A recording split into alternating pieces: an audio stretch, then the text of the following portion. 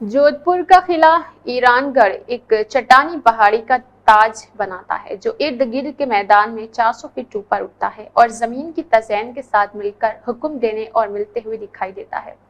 राजस्थान के सबसे बड़े किलों में से एक, इसमें कुछ बेहतरीन महलात है और इसके म्यूजियम में हिंदुस्तानी दरबारी जिंदगी के बहुत से अनमोल आसार महफूज है। 5 सदियों से मेहरानगढ़ राजपूत कबीले के सीनियर शाख का हेडक्वार्टर रहा है, जिसे राठौड़ कहा जाता है।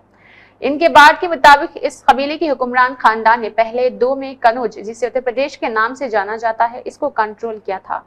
कुरून वस्ता की दीगर मुमताज जिनमें मशहूर राजपूत हुक्मरानों की तरह उन्हें 12वीं पृथ्वीराज चौहान भी शामिल और उनके आखिरी सदी के अफगानिस्तान के हमलावरों ने शिकस्त दी थी। ये तबाही इब्तदाई राजपूत कबीलों की खलल और हिजरत का बाज बनी, जिसकी क़यादत उन्होंने की। राठौड़ मारवाड़ की पाली में आए, जो अब वस्ती राजस्थान है। ये दावा किया जाता है कि वो वहां बसने वाले थे ताकि ब्राह्मण देहातों को मवेशियों से झंझोड़ने वाले मुकामी कबाइल से महफूज रखा जा सके। कहानी कुछ ख्याली लगती है, लेकिन राजपूतों को तफवीज करदा रिवायती किरदारों में से एक पुजारी जात का तहफ़्फ़ुज़, पाली में उनका काम खित्ते में उनकी ताकत और इनको फैलाने की बुनियाद था। राव चंदा मारवाड़ में हुकूमत करने वाले 12वें राठौड़ ने मंदूर में अपना दारुल हुकूमत कायम किया था, जो इसने जहेज के एक हिस्से के तौर पर हासिल किया था।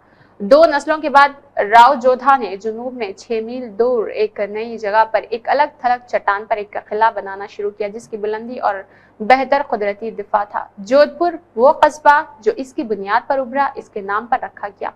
किले का नाम मेहरानगढ़ रखा गया, जिसका मतलब सूरज का किला। सूरज देवता सूर्या के कबीले के अफसाने नुजूल का हवाला है।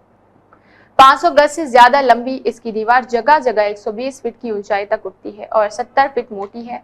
राव जोधा की जानशीनों के लिए दफा जरूरी था, अगरचे हमेशा मुनासिब नहीं होते। किले की बुनियाद के बाद की सदियों को राजपूत कबीलों के दरमियान दुश्मनी और दीगर बैरूनी खतरात की वजह से निशानजद किया गया था।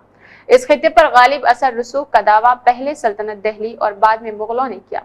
जैसे ही उन्होंने हिंदुस्तान में अपनी सल्तनत बनाई, मुगलों ने राजपूत रियासतों जैसे मारवाड़ और राजस्थान में इसके पड़ोसियों को जेर करने की कोशिश की, लेकिन वो उन्हें खत्म करना नहीं चाहते थे।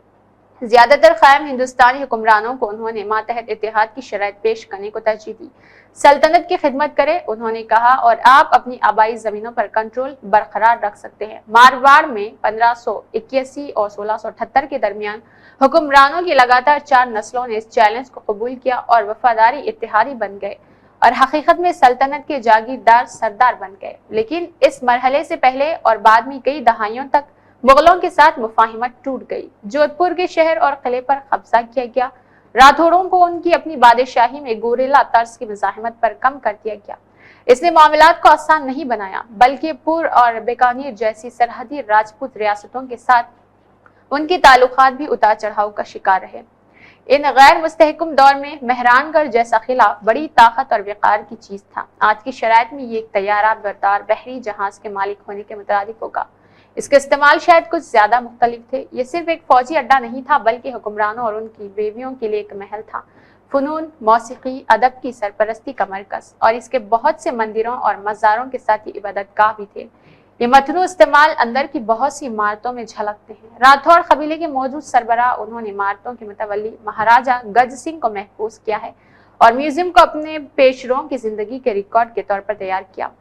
इसके आबा अजदाद ने रियासत मारवाड़ पर हुकूमत की और कई नस्लों ने इस तामीरी खजाने को तामीर किया, और ये इस बात को यकीनी बनाता है कि उनके मीरास को बरकरार रखा जाए और समझा जाए। नेहा खान की ये खास रिपोर्ट।